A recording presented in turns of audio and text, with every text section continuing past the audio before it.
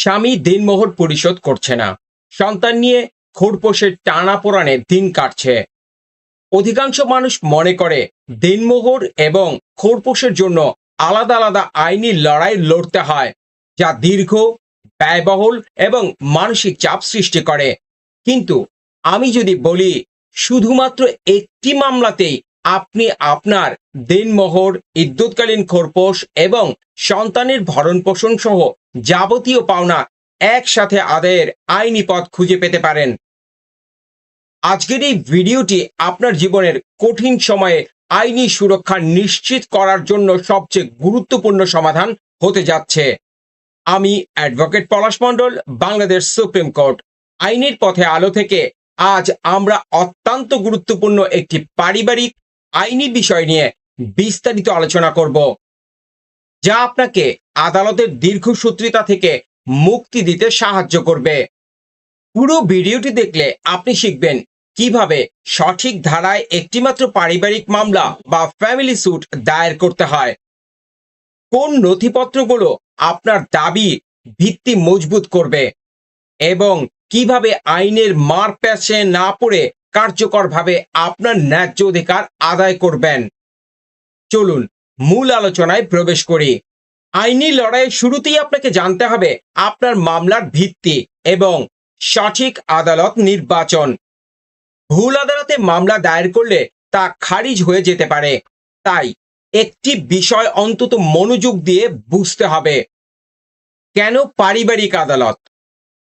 আমাদের দেশে পারিবারিক বিরোধ নিষ্পত্তির জন্য সবচেয়ে শক্তিশালী এবং আইনি হাতিয়ার হল পারিবারিক আদালত অধ্যাদেশ 1985। বিশেষ করে এই আইনের ধারা 5 এর উপধারা ঘ অনুযায়ী নারী তার দিনমোহর, ইদ্যুৎকালীন খোরপোশ এবং সন্তানের ভরণ পোষণের দাবি নিয়ে সরাসরি পারিবারিক আদালতের আশ্রয় নিতে পারেন। এই ধারাটি অত্যন্ত গুরুত্বপূর্ণ, কারণ এটি আপনাকে একটি একক প্ল্যাটফর্মে আপনার যাবতীয় আর্থিক দাবিগুলো তুলে ধরার জন্য আইনি সক্ষমতা দেয়। অর্থাৎ দিনমোহর এর জন্য এক আদালত এবং খোরপোশের জন্য অন্য কোথাও আপনার যাওয়ার প্রয়োজন নেই। এই আইনের আওতায় বিচারক দ্রুত বিচার নিষ্পত্তি করতে বাধ্য থাকেন, যা আপনাকে মামলার দীর্ঘসূত্রিতা থেকে রক্ষা করে। মামলা কোথায় দায়ের করবেন? অনেকে মনে করে মামলাটি কেবল স্বামীর এলাকায় বা বিয়ের স্থানের আদালতে দায়ের করতে হবে, কিন্তু ধারা 6 অনুযায়ী আইন আপনাকে 4টি ভিন্ন অপশন দিয়েছে। আপনি আপনার সুবিধা মতো যে কোনো একটি স্থানে মামলা দায়ের করতে পারেন। 1. বিবাদী বা স্বামীর স্থায়ী ঠিকানা, যেখানে স্বামী বর্তমানে বসবাস করেন। 2. বাদিনী বা স্ত্রীর বর্তমান ঠিকানা, আপনি বর্তমানে যেখানে বসবাস করছেন সেই এলাকার আদালতেও মামলা করা সম্ভব। 3. বসবাসস্থল, যেখানে আপনারা সর্বশেষ স্বামী স্ত্রী হিসেবে একসাথে বসবাস করেছেন। এবং 4. বিবাহ স্থান, যে এলাকায় আপনাদের বিয়ে সংগঠিত হয়েছে। একজন ভুক্তভোগী হিসেবে আপনার জন্য নিজের বর্তমান ঠিকানার আদালতে মামলা করাই হচ্ছে সবচেয়ে সুবিধাজনক। এতে আপনার নিয়মিত যাতায়াত এবং মামলার তদারকি সহজ হবে। মামলা দায়ের এবং তামাদির সময়সীমা। আইনি ভাষায় মামলা করার জন্য একটি নির্দিষ্ট সময়সীমা থাকে, যাকে বলা হয় তামাদি। নির্দিষ্ট সময়ের মধ্যে মামলা না করলে আপনি আইনি প্রতিকার হারাবেন। দিনমোহর খোরপোশের ক্ষেত্রে সময়সীমাগুলো একটু নির্ধারিত থাকে। দিনমোহরের 3 বছরের হিসাবটি সাধারণত তালাক কার্যকর হওয়ার তারিখ বা বিবাহ বিচ্ছেদের তারিখ থেকে শুরু হয়, তবে খোরপোশের ক্ষেত্রে এটি একটি চলমান অধিকার। অর্থাৎ আপনি গত কয়েক মাসের বকেয়া ভরণ পোষণও একসাথে দাবি করতে পারেন। আপনারা কি মনে করেন এই জুরিসডিকশন বা তামাদির সময়সীমা নিয়ে কোনো নির্দিষ্ট পয়েন্টে আপনার কোনো প্রশ্ন আছে? তবে অবশ্যই তা কমেন্ট বক্সে আমাকে জানান, লিখে জানান। আমি অবশ্যই উত্তর দেওয়ার চেষ্টা করব আপনাদের। মামলার আইন কানুন নিয়ে এতক্ষণ যে জটিল আলোচনা করলাম, তার মধ্যে কোনো বিষয় কি আপনার মাথার উপর দিয়ে চলে গেল? নাকি আপনার ব্যক্তিগত জীবনে এমন কোনো পরিস্থিতির মুখোমুখি হয়েছেন যেখানে দেড়মোহর নিয়ে উল্টো ঝামেলায় পড়েছেন? কমেন্ট বক্সে এখনই জানান। আপনার অভিজ্ঞতা হয়তো অন্য কোনো বোনের উপকারে আসবে। আপনাদের একটি মজার তথ্য দেই। আমাদের দেশের পারিবারিক আদালতে অনেক সময় বিবাদীরা ভয় পান যে দেনমোহরের পুরো টাকা দিতে হলে হয়তো তাদের জমিজমা সব বিক্রি করতে হবে। অথচ সঠিক আইনি কৌশল জানলে অনেক সময় উভয় পক্ষের সম্মতিতে একটি গ্রহণযোগ্য সমাধান বা সেটেলমেন্টের মাধ্যমে মামলাটি আরো দ্রুত নিষ্পত্তি করা সম্ভব। চ্যানেলে যারা নতুন তারা কি সাবস্ক্রাইব করেছেন? এমন আরো জটিল আইনি সমস্যার সমাধান পেতে এবং সহজভাবে জানতে আমাদের সাথেই থাকুন। ভিডিওটি ভালো লাগলে আপনার পরিচিতদের সাথে শেয়ার করতে ভুলবেন না। আপনার পাওনাগুলো বুঝে নিন। এখন আমরা আসছি মামলার সবচেয়ে গুরুত্বপূর্ণ অংশে। কি কি দাবি আপনি একই সাথে একটি মামলায় উপস্থাপন করতে পারবেন? অনেক সময় আইনজীবীর অদূরদর্শিতার কারণে দেনমোহরের দেনমোহর আদায়ের মামলা আলাদা করা হয় এবং খোরপোশের জন্য আবার নতুন করে মামলা করা হয়। এটি কেবল আপনার সময় নষ্ট করে না, বরং আইনি খরচও বহুগুণ বাড়িয়ে দেয়। পারিবারিক আইন অনুযায়ী আপনি আপনার যাবতীয় অধিকার একটি মাত্র ফ্যামিলি স্যুট বা পারিবারিক মামলার মাধ্যমে আদালতের সামনে হাজির করতে পারেন। চলুন দেখে নেই মামলার আর্জিতে আপনার কোন কোন দাবি থাকা বাধ্যতামূলক। 1. বকেয়া দেনমোহর। বিয়ের সময় কাবিননামায় যে টাকা নির্ধারণ করা হয়েছিল তা সম্পূর্ণটাই স্ত্রীর প্রাপ্য। যদি স্বামী তা পরিশোধ না করে থাকেন, তবে তালাক হওয়া মাত্রই বা বিয়ের পর যে কোনো সময় আপনি পুরো টাকা দাবি করতে পারেন। আপনার আর্জিতে কাবিননামার কপি সংযুক্ত করতে হবে। সুনির্দিষ্টভাবে কত টাকা বকেয়া আছে তা উল্লেখ করতে হবে। 2. ইদ্যৎকালীন খোরপোশ বা মেইনটেনেন্স ডিউরিং ইদ্যত। ইসলামিক পারিবারিক আইন এবং আমাদের পারিবারিক আদালত অধ্যাদেশ অনুযায়ী তালাক কার্যকর হওয়ার পর ইদ্যৎকাল পর্যন্ত, সাধারণত 3 মাস পর্যন্ত বা গর্ভবতী হলে সন্তান প্রসব পর্যন্ত স্ত্রী ভরণ পোষণ পাওয়ার অধিকারী।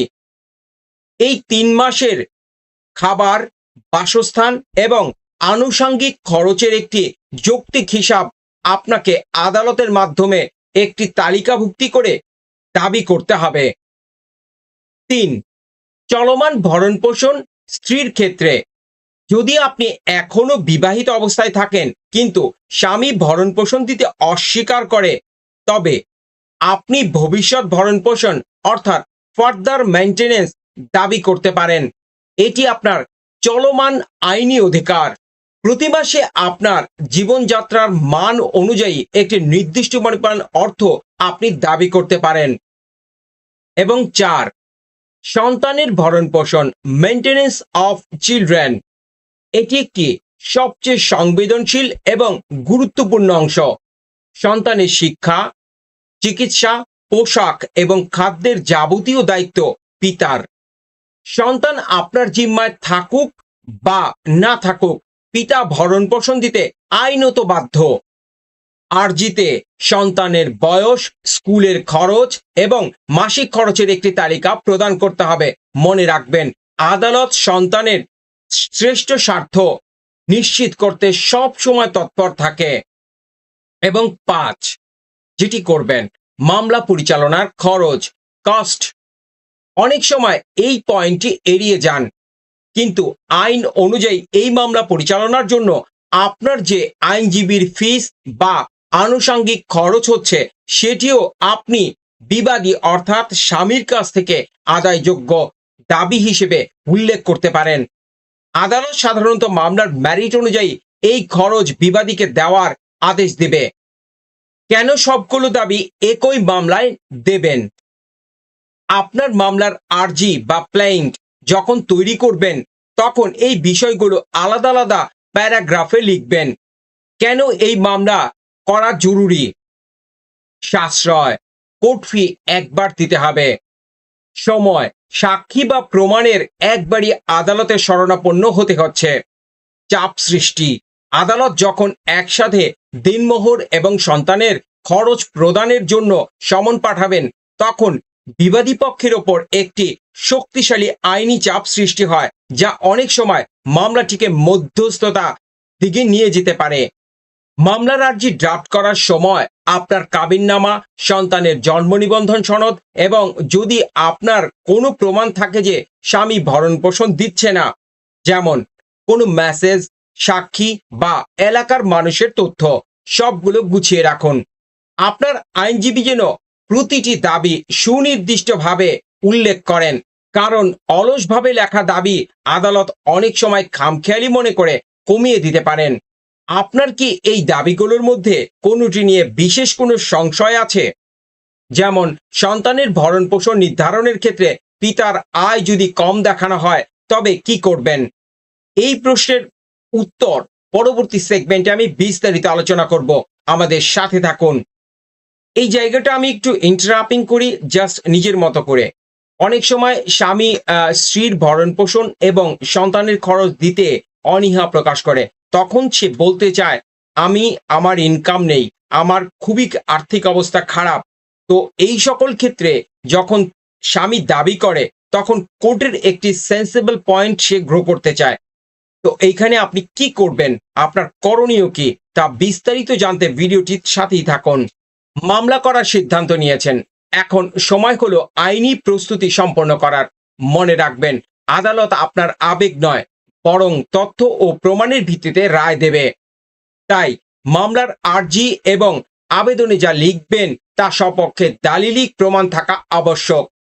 প্রয়োজনীয় কাগজপত্র, আপনার মামলার ভিত্তি মজবুত করতে নিচের ডকুমেন্টগুলো সংগ্রহে রাখুন। কাবিননামা, এটি আপনার মামলার প্রধান দলিল। এতে দিনমোহরের পরিমাণ এবং শর্তাবলী স্পষ্টভাবে উল্লেখ থাকে।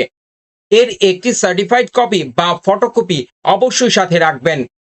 প্রমাণের ঠিকানা, আপনি যে এলাকা থেকে মামলা করছেন সেখানকার স্থানীয় ঠিকানা বা প্রমাণে জাতীয় পরিচয়পত্র, বিদ্যুৎ বিলের কপি বা ইউনিয়ন পরিষদ বা পৌরসভার নাগরিকের সনদের প্রয়োজনীয় কপি সঙ্গে রাখবেন।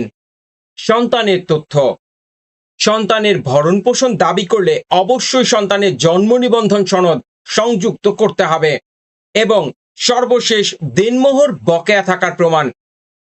স্বামী যে দেনমোহর পরিশোধ করেনি তা মৌখিক সাক্ষী বা যদি কোনো সালিশ বৈঠকের রেকর্ড থাকে তবে সেগুলো নথিপত্রের সাথে জমা দিন। মামলা দায়ের করতে কোর্ট ফি লাগবে। পারিবারিক মামলায় কোর্ট ফি সাধারণত দেওয়ানি মোকদ্দমার তুলনায় অনেক কম।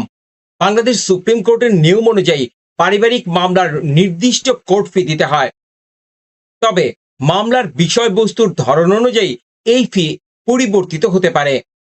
আপনার সংশ্লিষ্ট আদালতের বেঞ্চ সহকারী বা আইনজীবীর কাছ থেকে বর্তমান কোর্ট ফি কত তা নিশ্চিত হয়ে নিন। স্বামী আদালতে না এলে কি হবে?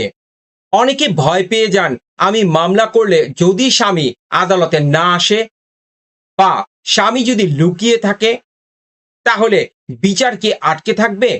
আপনার জন্য আসার কথা হলো না, বিচার আটকে থাকবে না।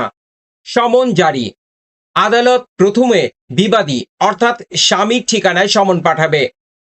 যদি বিবাদী সমন গ্রহণ না করে বা আত্মগোপন করেন, আদালত পত্রিকায় বিজ্ঞপ্তি বা প্রচারের মাধ্যমের আদেশ দিবেন। একতরফা শুনানি, সমন জারির পরও যদি বিবাদী নির্ধারিত দিনে আদালতে হাজির না হন তবে আদালত আপনার অর্থাৎ বাদীর সাক্ষ্য এবং দালিলিক প্রমাণ যাচাই করবেন। বিবাদীর অনুপস্থিতিতেই আদালত মামলাটির একতরফা হিসেবে শুনবেন এবং দাবির পক্ষে রায় দেবেন। অর্থাৎ বিবাদীর অনুপস্থিতি আপনার মামলাকে দুর্বল করবে না, বরং আইনানুগ প্রক্রিয়ায় আপনি একতরফা ডিগ্রির পাওয়ার অধিকারী হবেন। তাই আইনি প্রক্রিয়া শুরু করতে দ্বিধা করবেন না। আপনার যদি কাগজপত্র সংগ্রহ নিয়ে কোনো জটিলতা থাকে তবে তা সরাসরি কোনো আইনজীবীর সাথে পরামর্শ করে নেওয়াটা হবে বুদ্ধিমানের কাজ। পরবর্তী সেগমেন্টে আমরা কথা বলবো কিভাবে আদালতের রায় বা ডিক্রি কার্যকর করবেন। আমাদের সাথেই থাকুন। ডিক্রি পাওয়ার পর টাকা আদায়। মামলায় জয়লাভ করে ডিক্রি পাওয়া মানেই সব শেষ নয়, বরং আসল কাজ শুরু হয় ডিক্রি কার্যকর করার মাধ্যমে। অনেকে রায় পাওয়ার পর ভাবেন এমনিতেই টাকা চলে আসবে, কিন্তু মনে রাখবেন ডিক্রি কার্যকর বা এক্সিকিউশন না করলে টাকা আদায় করা কঠিন হয়ে যেতে পারে। ডিক্রি পাওয়ার পর টাকা আদায়ের প্রক্রিয়া। এক্সিকিউশন মামলা। আদালত আপনার পক্ষে ডিক্রি দেওয়ার পর নির্দিষ্ট সময়ের মধ্যে বিবাদী টাকা পরিশোধ না করলে আপনাকে এক্সিকিউশন পিটিশন বা ডিক্রি জারির মামলা করতে হবে। এটি আপনার রায়ের কার্যকারিতা নিশ্চিত করে। বেতন জব্দ। বিবাদী যদি সরকারি বা বেসরকারি কোনো প্রতিষ্ঠানে কর্মরত থাকেন, সরাসরি আদালত কর্তৃক জব্দ করে আপনাকে প্রদানের ব্যবস্থা করবেন। সম্পত্তি ক্রয়। যদি বিবাদী স্বেচ্ছায় টাকা না দেন, তবে আইন অনুযায়ী স্থাবর বা অস্থাবর সম্পত্তি যেমন জমি, ফ্ল্যাট বা ব্যাংক অ্যাকাউন্ট ক্রয় বা নিলামের মাধ্যমে ডিক্রি আদায়ের জন্য আইনি পথ খোলা রয়েছে। আদালত প্রয়োজনে বিবাদীকে দেওয়ানি কারাগারে পাঠানোর আদেশও দিতে পারেন। আপনারা যারা আজকের এই আলোচনার এই ভিডিওটি শেষ পর্যন্ত দেখলেন, আশা করি দেনমোহর, খোরপোশ আর আইনি জটিলতা নিয়ে আপনাদের ভয় কেটে গেছে। মনে রাখবেন, আইন আপনার পক্ষে, কেবল প্রয়োজন সঠিক পদক্ষেপ নেওয়া। যদি এই ভিডিওটি আপনার কোনো কাজে লাগে, তবে লাইক দিয়ে আমাদেরকে উৎসাহিত করুন। নিয়মিত আইনি পরামর্শ পেতে আইনের পথে আলো চ্যানেলটিকে সাবস্ক্রাইব করে রাখুন এবং বেল আইকনটি প্রেস করুন, যাতে কোনো গুরুত্বপূর্ণ আপডেট মিস না হয়। আপনার পরিচিত ভুক্তভোগী বোনদের এই ভিডিওটি শেয়ার করুন। পরবর্তী ভিডিওতে আপনি ঠিক কোন আইনি সমস্যার কথা জানতে চান তা কমেন্ট বক্সে লিখে জানান। আজকের মতো বিদায় নিচ্ছি, তবে মনে রাখবেন, অজ্ঞতা ভয়ের কারণ, আর আইনের সঠিক জানাশোনাই আপনার সবচেয়ে বড় শক্তি। সবাই ভালো থাকুন এবং সুস্থ থাকুন।